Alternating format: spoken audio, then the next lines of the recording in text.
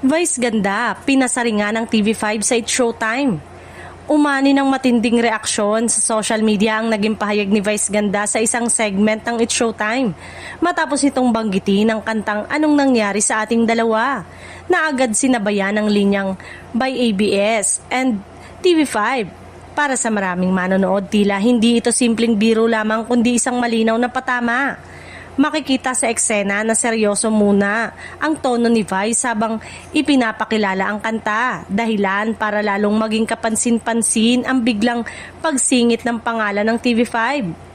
Bagamat binalot ito ng ngiti at halakhak, hindi nakaligtas sa mapanuring mata ng netizen ang timing at paraan ng pagkakasabi na para sa iba ay may bahid ng sarkasmo. Mas lalong umingay ang usap-usapan ng idagdag pa ni Vice Ganda ang linyang may bagong version.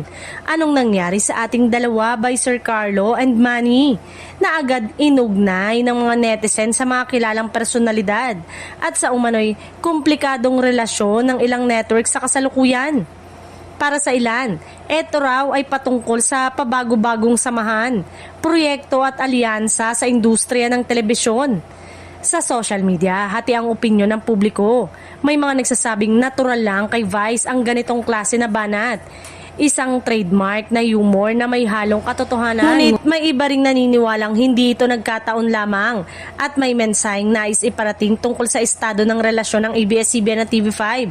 Sa ngayon, wala pang opisyal na pahayag mula sa TV5 o sa kampo ni Vice Ganda ukol sa issue.